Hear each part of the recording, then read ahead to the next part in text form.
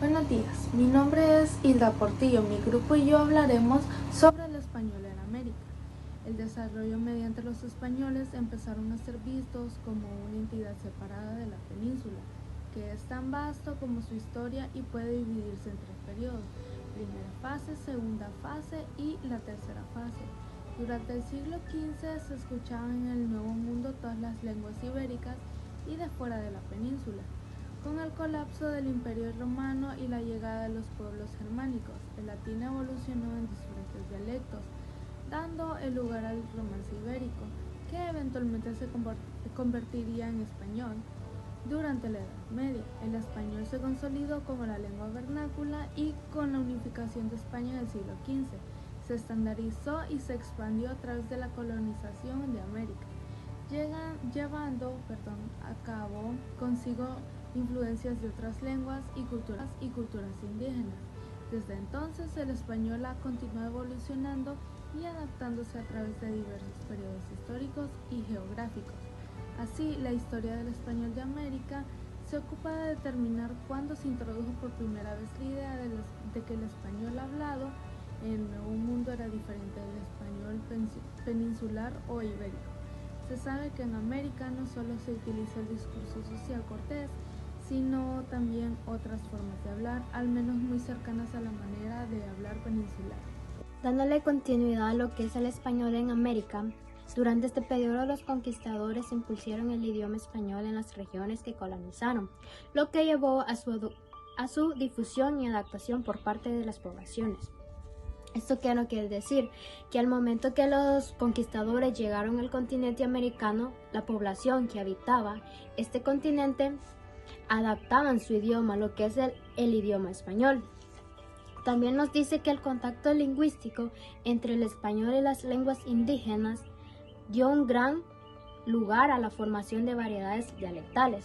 También, como dice, que el contacto lingüístico entre el español y las lenguas indígenas, porque una de las lenguas indígenas que mayormente se hablaba antes de la conquista en el continente americano era el quechua, que era una lengua que se hablaba en el continente. Y como los conquistadores querían imponer el idioma español, en el momento de relacionar el idioma español con las lenguas indígenas que se hablaban en el continente, iban formando variedades lingüísticas. Sarmiento, quien había sido purista en sus inicios, afirma en 1841: los idiomas en las migraciones, como en las marchas de los siglos, se tiñen con los colores del suelo que habitan los gobiernos, que rigen y las instituciones que las modifican. El idioma de América deberá pues ser suyo propio, con sus modos de ser característicos y sus formas e imágenes tomadas de las virginales, sublimes y gigantescas que su naturaleza, sus revoluciones y sus historias indígenas. Según Guillermo Guitarte, en 1992, la emancipación del español en América consiste, por tanto, en reivindicar el derecho de los americanos en cuanto tales a entrar las direcciones del idioma y a desarrollarlos por sí mismo. No se trataba de legalizar barbarismo ni de crear nuevas lenguas en América, sino de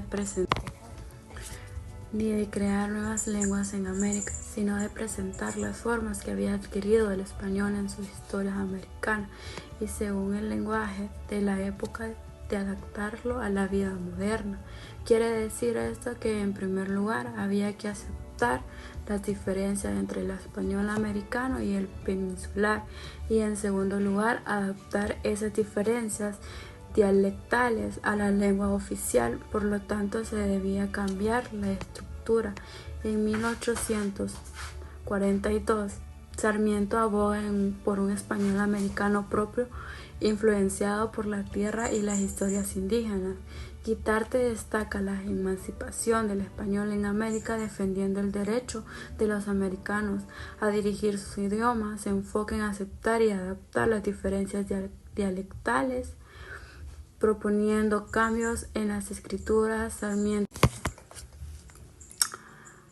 Sarmiento en 1842 rechaza mantener un español estático, abogando por evolucionar con los progresos y las ideas, priorizando la expresión efectiva sobre la rigidez gramatical. En 1842 rechaza mantener un español estático, abogando por evolucionar con los progresos y las ideas, priorizando la expresión efectiva sobre la rigidez gramatical. Me corresponde hablarles sobre la segunda etapa del español en América. Se conoce como la consolidación y colonización. Esta etapa se caracterizó por la llegada de los españoles al continente americano y la expansión del idioma español en el continente entre los siglos XVI y XVII. Durante este periodo se establecieron colonias españolas en diferentes regiones de América, que contribuyó a la difusión y a la consolidación del idioma español en la región en ese entonces. Un ejemplo destacado de la segunda etapa del español en América es la fusión de distintas ciudades para la colonización de los españoles en sí. Por ejemplo, tenemos la Ciudad de México, Lima, Santiago de Chile, Buenos Aires, entre otras más, que no solo eran importantes en la consolidación, sino que también ayudaba al dominio del español en el continente y en la difusión del español aún más en la región. Estas ciudades no solo sirvieron como centros administrativos, sino que también eran focos de difusión y cultural, no solo cultural, sino también lingüística, donde se establecieron instituciones educativas y religiosas que contribuyeron aún más a la expansión de lo que es el español. Datos importantes que podemos mencionar, como yo antes lo mencionaba más bien, era que estos sitios ayudaron aún muchísimo más a la consolidación del español, ya que digamos que si no hubiera sido por esto no hubiera tenido tanto impacto, ya que no hubiese alcanzado a abarcar los diferentes puntos, o más bien a llegar a tantas personas de la manera en la que ellos querían impactar. Entonces siento que esto es lo que ayudó aún más y es que fue parte fundamental del español en América, de lo que abarca la segunda etapa. Buenos días, siguiendo con la exposición, yo voy a hablar un poco sobre la evolución del español en América. Cuando el español no llega a América, esta lengua está en un momento crítico e importante. Se estaba definiendo como un idioma moderno después de un proceso medieval de formación.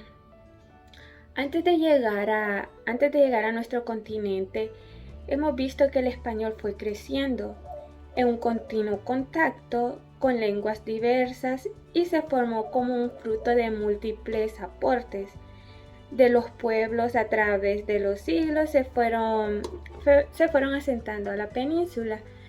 El español de América o castellano de América es el conjunto de variedades del español o castellano que se habla en el continente americano. Desde la llegada de los españoles a finales del siglo XV y principales del siglo XVI hasta la actualidad, incluye el 90% de los hispanohablantes del planeta. La pronunciación varía de país a país, de región a región, en términos muy generales. Habla del continente americano, de muchas características comunes, similares a las variantes del sur de España, especialmente al oeste de Andalucía, Sevilla, Cádiz y las Islas Canarias. Esta ha sido mi información y mi compañera seguirá. Tercera etapa, siglo XX. La lengua y su realidad dialectal se está equilibrando gracias al fenómeno de la urbanización, los movimientos migratorios y el fuerte impacto de los medios de comunicación como lo son la radio, la prensa y la televisión. Lo esencialmente autóctono del español en América se encuentra en el ritmo, la entonación y el léxico, no en la morfología.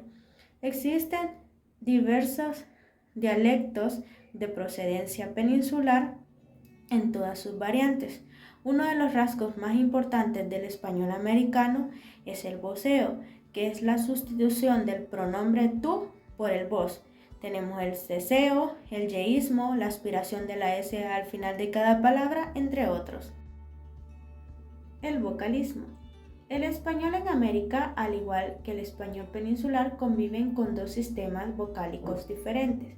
El general, que consta de 5 fonemas vocálicos, y el desarrollado en Andalucía, que consta de 7 fonemas vocálicos. Además, tenemos otras variantes como la sustitución de E en I, despertar, despertar. La sustitución de I en E, mesmo, mismo. La sustitución de O en U, revolución, revolución. La sustitución de U en O, suspiro, suspiro. Y la reducción de hiatos.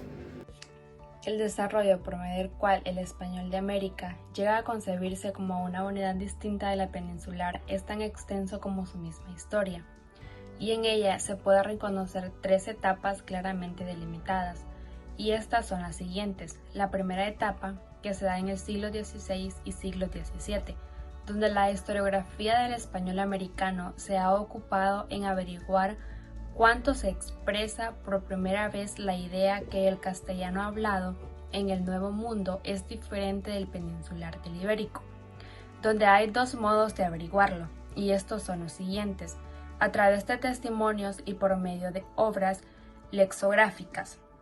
En la segunda etapa, que se da en el siglo XIX, a partir de la época independiente en América, se formaron 2 actitudes lingüísticas con fundamentos bastante opuestos entre los intelectuales de dicha época. En relación con la española, una separatista y otra unionista, la corriente separatista estaba encabezada por llamada generación de 1837, bautizada finalmente después de varios cambios con el nombre de Asociación de Mayo en 1846, la cual se basó en la filosofía del alemán Johann Herder. Todos ellos proclamaban una total independencia de España, la cual cubría el aspecto lingüístico. Y por último vemos la tercera etapa, que se da en el siglo XX, donde la lengua española en su vasta geografía actual presenta diversos tonos y diferentes acentos, unos llamados acentuados que otros, donde en el mundo del habla hispana las nacionalidades con sus peculiaridades culturales, sociales e históricas ofrecen plurales hábitos lingüísticos entre sí, variedad de tonos y de acentos, pero siempre desde la misma melodía. En sinfonía de lo hispánico tienen cabida múltiples notas donde somos capaces de reconocernos y de comprendernos donde nos encontremos. En conclusión, el español en América es una lengua rica y diversa, influenciada por la historia, geografía y cultura de cada país y región. Es una lengua que se mezcló con lenguas indígenas y africanas, creando variedades lingüísticas únicas en cada país. Además, es una de las lenguas más estudiadas alrededor del mundo, lo que demuestra su importancia y su relevancia en la comunicación internacional. Cada país y región de América tiene su propia variedad del español, con diferencias en la pronunciación, gramática y vocabulario. Por lo tanto, es importante reconocer y valorar la importancia de las diferentes variedades lingüísticas en América y trabajar por la preservación y la promoción de las diferentes formas de hablar español en la región. Esta ha sido nuestra exposición. Muchas gracias.